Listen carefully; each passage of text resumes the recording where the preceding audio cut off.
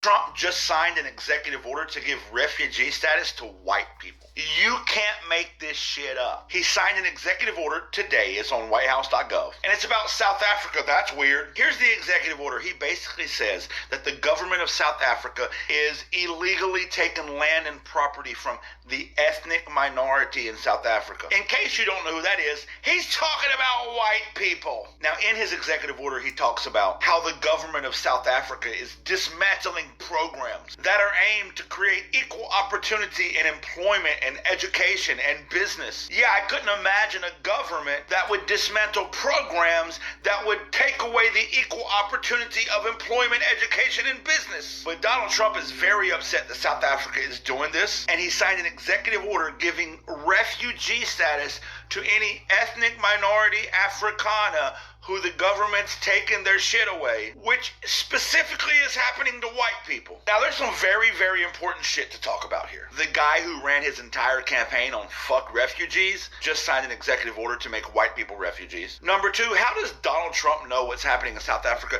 In fact, why is America First Donald Trump so concerned about what's happening in South Africa? Oh, I gotta guess the real president is concerned about it. That's why. But thirdly, and most importantly, he literally talks about in this executive order how it is egregious that they are dismantling these programs to create equal opportunity in employment, education, and business, which is the same fucking thing he's doing here. So what does that mean? That means that Donald Trump understands that diversity, equity, and inclusion in America is necessary because of white supremacy, but he don't give a fuck. He also understands that white people in South Africa stole and hoarded resources during apartheid, and the government simply taking stolen shit back, but he don't like that because white supremacy. So this should tell you two things definitively. Number one, President Musk is in charge. And number two, during the campaign when he was talking about immigrants, clearly, as we all said he was only talking about non-white